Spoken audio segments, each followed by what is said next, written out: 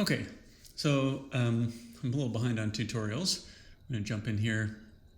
I wanted to show how to use the sweep NURBS. A lot of students kind of modeling out all the hard surface stuff. Now we're to the point where what do we want to do with the adding little details like this, like some cabling. So I've done an example down in here. And in this tutorial, I guess you'll see one way to use the sweep NURBS to create maybe a big fat cable, if you want to think of it that way. But then what I'm going to do is a little trick where I'm going to use that object to generate a bunch of other little curves that I'm going to use to make it look like a whole bunch of them are running through that space. So anyways, let's get started. There we go. I've created a bunch of objects to make that happen. I'm just going to go ahead and delete all those and start fresh. All right, so I have my my little critter here. In fact, let me put put this white on there. It's a little bit easier to see as I'm modeling, as opposed to the kind of full render material. And I did create these little pockets, I guess. And technically, like, there's no total I didn't cut a hole in there. We're not going to see it, so I didn't really worry about it. But what I want to do is draw a curve in between here, and then turn around and use that object to create a bunch of curves. So let's get started. Right, so I'm going to do this in the side view. I'm not going to cover all the little nuts and bolts of doing this. I've demoed some of this in class, but I will include some little reminders. So I want a cable to kind of move in between these. So I'm going to go up to my drawing menu, my spline menu. I'm going to choose the spline pen, and I'm going to use, it's already set to the B spline. This is the way I like to draw. You can use one of these other models, just probably don't use linear in this case, but yeah, I'm going to use B spline. And when I draw this, I'm actually going to draw a little bit through the object so that the way the curve or this the extrusion happens along the curve, I get it directed right through the heart of this, as if it kind of continues on into these two components of the object, which is the way it would normally work, right? So I'm just going to click here. And I'm going to give it just a little bit of a swell, just a little wiggle, right? I'm basically going to just draw it all the way through. You can see because it's a B-spline, I don't need to drag out tangent handles. You could do that if you wanted to use the Bezier curves. And once I'm done, I'm just going to hit the space bar to drop that. So I now have a spline. And I'm going to go ahead and create just a default circle. And that circle comes in along the ZY plane. I'm not sure what the default should work. If you, depends on the orientation, it usually would be pointing down that axis. If it's not oriented correctly, change the plane that you're using. And I know for sure this radius is going to be way too big, so let's start with maybe 2, because I built this tiny little hornet, right? And then we need to create the thickness. So I'm going to go up to this little extrusion generator menu, and I'll choose sweep. And I'm going to put the circle in here with the spline. And you can see, I was mentioning this, because it was ZY, now I think about it, that's not the correct orientation. So what's happening, if I go back into so you can see the circle is being stretched along the path in this orientation, which is not correct. It should be the XY. Right, so XY is how it's facing down the Z. If I were to zoom in here, there's a little curve down in this little space. Anyways, so if it's not, if it doesn't look right, just make sure that the circle XY is the plane that you want as a default, because the Z is what moves down the length of the curve. And if it doesn't look right, the circle, or the profile, as I like to say, needs to follow the path. So this is the first one, this is the second one, right? So that's pretty good. There are a couple things here. You can see that there's an uneven distribution of these cross sections, and there's quite a few cross sections along the side. Actually don't want as many of that. So let's look at the spline first of all. So it's a B-spline, which I drew, oops, let's go here, which is what I wanted. But the intermediate points, as I've said in class, wherever there's more curvature, it adds more detail based on whether or not there's a change in the angle of the curve. I actually want a uniform distribution, but that's far too much. So in between an even spacing, it's also adding these intermediate points, right? There's 8 of them. So I'm just going to turn this down. Yeah, something like that. I don't need a lot of detail here for this one. I'm also going to go to the circle because it's the same thing. It has a uniform distribution. It is a spline. So it has 8 points on it, and then inside of it, it has all these other additional points to make it a really smooth distribution. And here I just don't need that much. Let's go back to the circle. Maybe I'll make it 3. I think 3 is what I did before, and that looks better to me. Maybe, I don't know, I'll live on the 3.5. No, that's going to get too thick. Because once I add the thickness to these, they'll run into the sides. Okay, so that's not bad, right? It just puts in there, and if you were just trying to make one cable through here, then you actually shouldn't have done the steps that I was doing. 8 and for the path, 8 would have been perfect, right? It's nice and smooth and even distribution. The wireframe looks like a grid, so that looks pretty good. And again, my display mode is the grout shading with lines. But I don't want actually all that detail. Let's make that a little lower, and whatever I turned this to. Yeah, 0 is not enough. I want probably about 8. There we go. All right, so I have this object, and now it's a generated object, but I need to be able to select its edges, and because I'm going to manipulate it with a deformer. And this would get complicated. I wouldn't be able to select the edges as part of this as well. So now that I've generated this with the sweep, I'm going to right-click and say, you know what, give me the current state of that object in polygon form, and I'm going to hide this for sweep. I don't need it anymore. Now I have this one, right? So this is a polygon object. And it's just sitting here straight through the center. That looks pretty fine. I drew it from the side view, right? So it's, if I were to look at this at the top, this looks pretty good right down the middle, but that's pretty straight, right? I want to have some little bit of variation to that. I'm not sure that was a good sentence. Some little bit of. It's been a long day. Okay, so what I'm going to do, and there's any number of ways I could do this, but I'm going to use a little deformer action to my benefit. So I'm going to take a twist deformer. I'm going to put it on the sweep.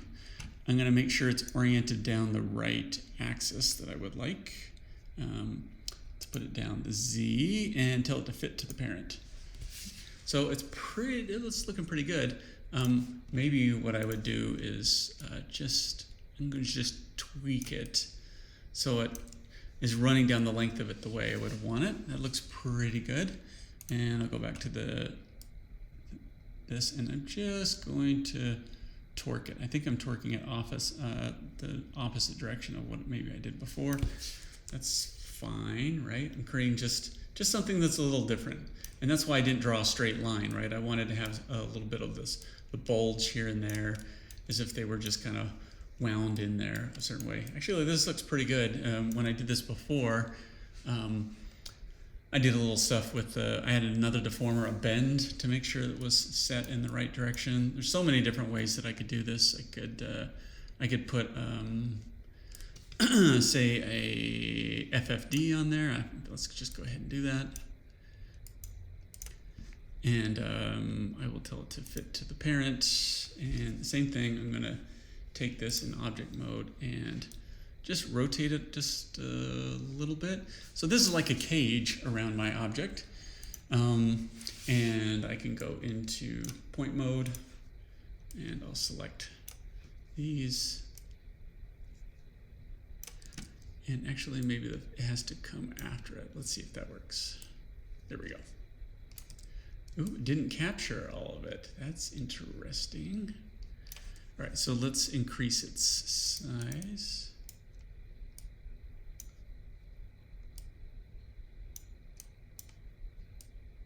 There we go. That's what I had wrong. So the points that are going to get deformed have to fit within the cage. So because I moved it a little bit, it didn't auto size perfectly. So if I move it in object mode, I can get it where I need to.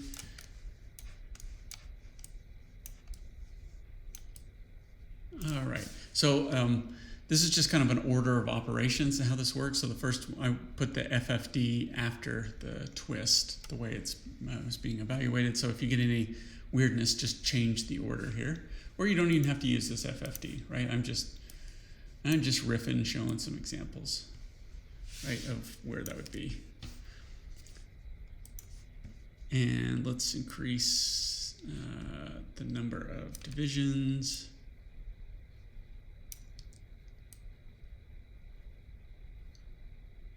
There we go. So I just added another one in there so that these would kind of stay where they're at. It's just a cage with a certain resolution. All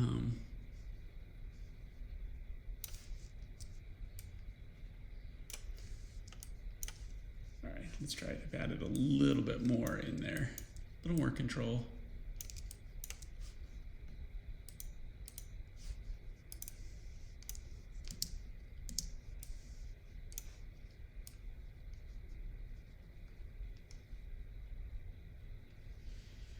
There we go. Just want to get something that's a little bit different. Okay, so I think the twist would have worked fine without the deformer, but I thought it, or the FFD, but you know, what the hell, let's try some other stuff. So now that I have it in this format, I need the edges, but if I go into edge mode, one of these component modes, the deformers don't work, right? They only work and they give us a result in object mode. So let's go back to object mode where I have it deformed the way I want. And I'm going to just right click again and say current state to object. So now I have a new one. I don't actually need all these little tags here. They're bugging me, so I'm going to get rid of them. Okay, so now I'm going to hide that one. So we did one generative step and then create a polygon object. Then we put some deformers on it to generate some variation. And then we collapsed that down, right, to the current state. And now I have this little tube. You know, it's kind of a weird low resolution polygon lower intestine or something. Anyways, but it gives me these nice lines across here. So I'm going to go into edge mode. And so I have the sweep that's there. And I'm just going to double click on each one of these edges. So what I want to do is get a cluster of them. I don't think it really matters the order here. They're just going to be all different. All right, so I have these edges. They're just edges. We've selected those before. And if I right click, lo and behold, look at that edge to spline. And up in my object manager, you see that there's a sweep. So if I do edge to spline, a new curve object is right here. It gets parented to that sweep. So I don't need that sweep anymore. Now I have these curves. Now, because of the nature of that polygon object, the sweep itself, or this sweep spline, the type, the interpolation type is set to linear. I'm going to leave it like that for now, but you'll see why we want to change it here in a second. So I actually don't need any of these other pieces. You know, I might create like a empty null and hide these all away in there because I don't need it.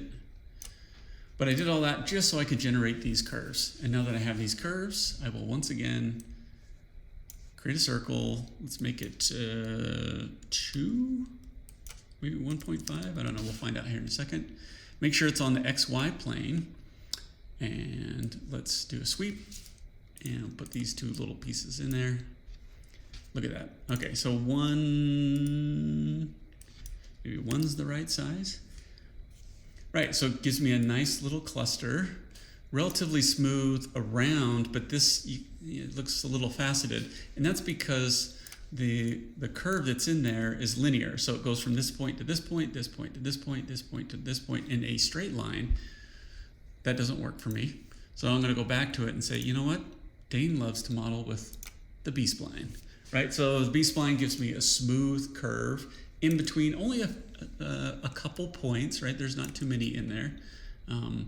If I turn off the sweep and I went into point mode, you can see that there's not too many points in there.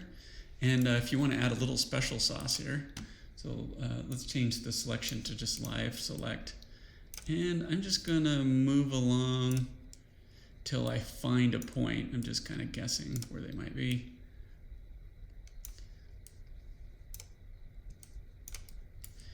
And if I need to, I can increase my little selection size. This is kind of a small little, right? So I'm just grabbing a few random points, the little ones that I can find.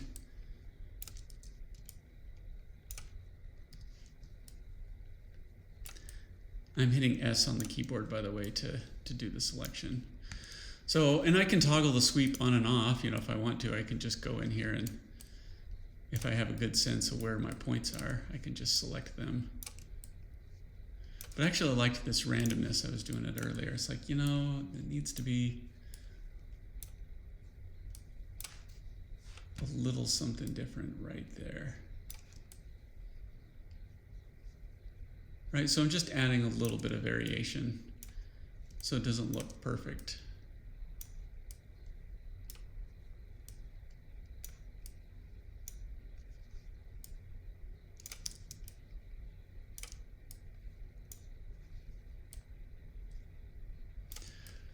Right, and you can see actually because this is where adaptive is really great, right? So as I move this and create more detail in the curvature, you can see that the sweep NURB is adding more detail to make sure that that's nice and smooth. All right, look at that. So just a little bit of tweaking here and there allowed me to kind of break that up so it didn't look like a perfect bundle. I think that's pretty awesome. See, maybe I find one more in here. Oops. There we go.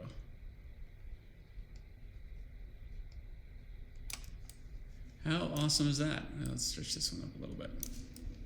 Okay. Oh my goodness, 17 minutes. Still within my window. It's got to be less than 20 minutes.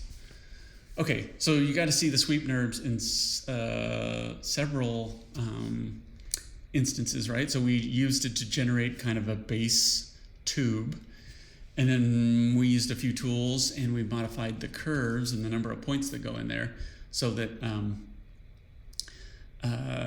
we had kind of a regular shape, and we kept using the current state, you know, making that object editable, right? If I went up current state to object, right?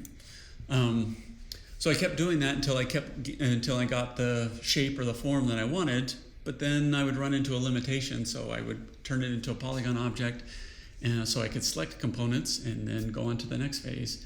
And now you can see I have this cool little cluster of wires that's sitting in between the two portions of the thorax and the abdomen here on my hornet. All right. I think that's a keeper. Happy modeling.